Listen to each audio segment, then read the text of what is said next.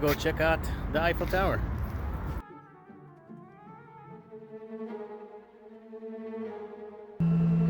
I decided to do the challenge and do the stairs, so we're gonna see how long it takes me to get up there and if I can do it. About the halfway point, and looks like I'm being met with some not rain but snow. Yeah, it's snowing right now.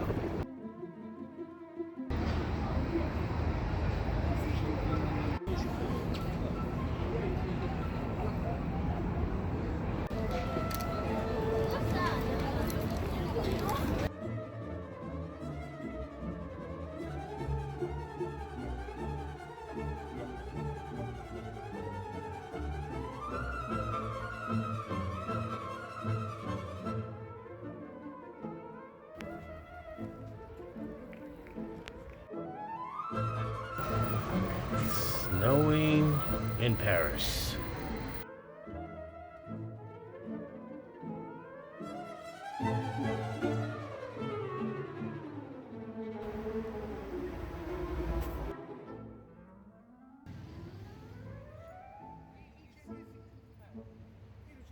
Just made it in Naples, and this is my Airbnb. This is the second floor, or living quarters, i.e. living room.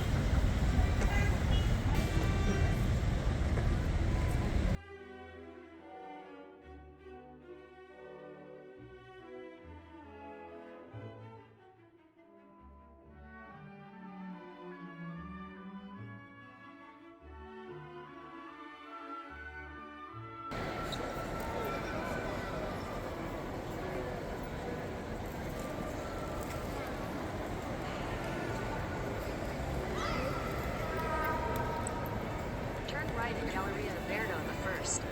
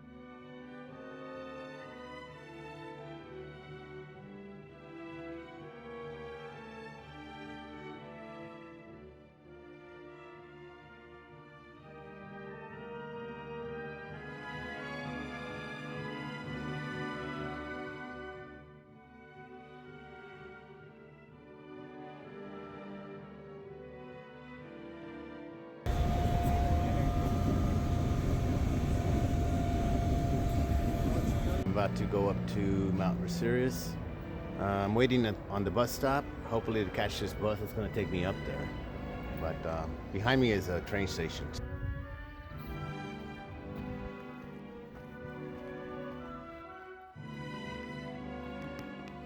It's steam coming from the volcano itself. This volcano is dormant. Last time they seen clumps of smoke coming out was during post-World War II.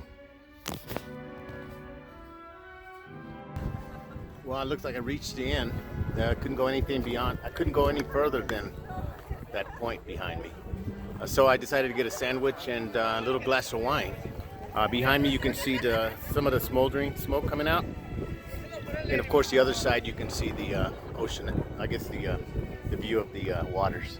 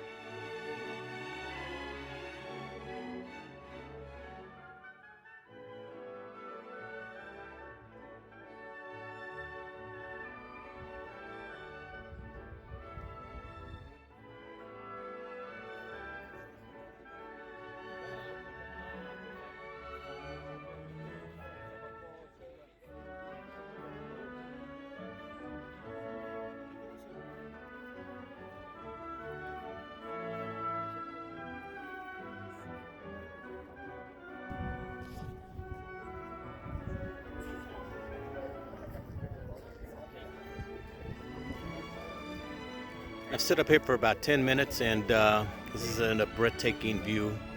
You cannot see Pompeii from here, but it is down there. And I'm sure there was a lot more cities that were covered by the volcanic ash when this thing erupted. When she erupted, caused all this kind of devastation.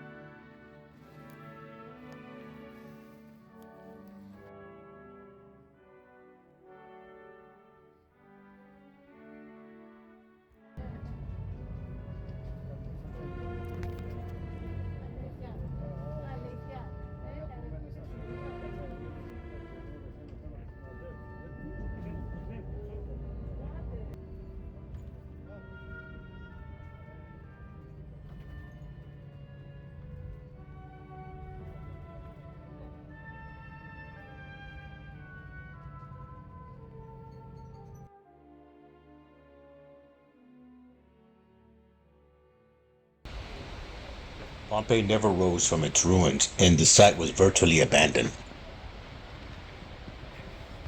First signs of the buried city came to light between 1594 and 1600.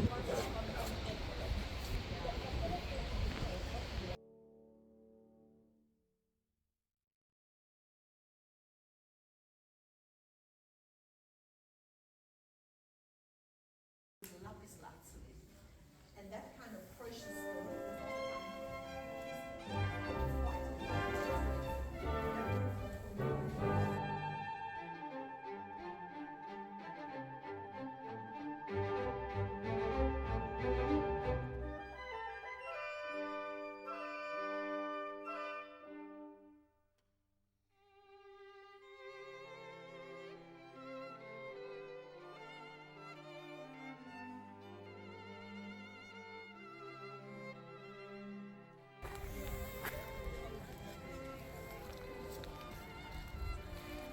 Basilica was the place for administration of justice and for commercial transactions, and it must have been the most lively and animated place in the ancient city, together with the Forum, all the more so in the view of Pompeii's manifold mercantile interests.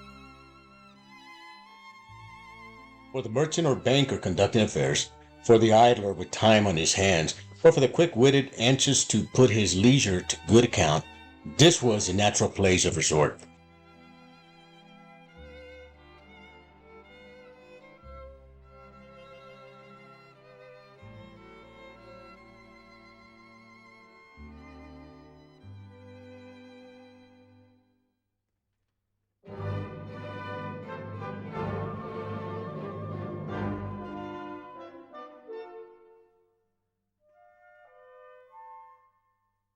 The Temple of Apollo is the earliest traces of a palace of worship dedicated to god Apollo. Go back to the 6th century BC. The present layout of the area dates back to 2nd century BC.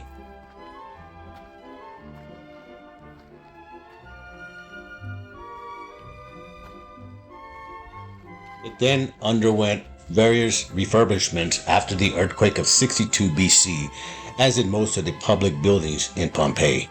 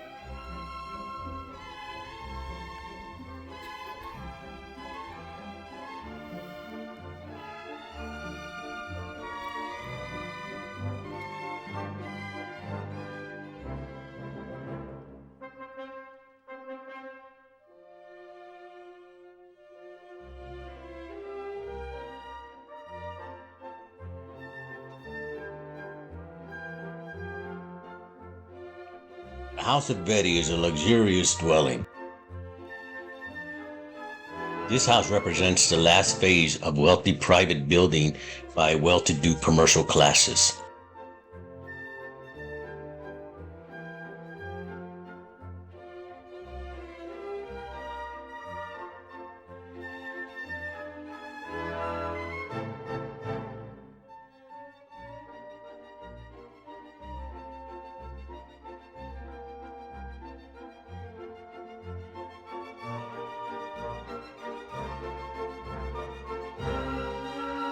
The House of Fun is the largest and finest house in Pompeii. At the far end of the first big peristyle garden are two more dining rooms for spring and summer use, and a large hall with the pavement betraying the battles of Alexander, a magnificent composition based on the work of one of the greatest Greek artists, and the Nile scene in its threshold.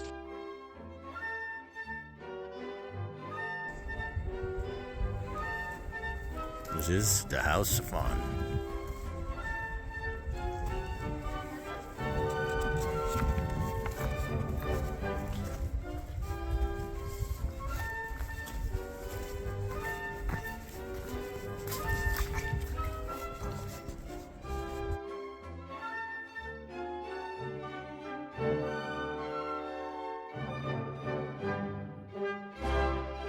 The spacious quadrangular portico, which extends to the south of the main theater, was probably built in the 1st century, perhaps at the same time as a small theater. Pompeii had two theaters, a small roofed auditorium for recitals, musical performances, and mimes, and a larger theater which was open but could, if necessary, be covered with awning. The building held about 5,000 spectators. The orchestra, no longer used by actors and chorus, was also available for seating, probably for citizens of the upper classes.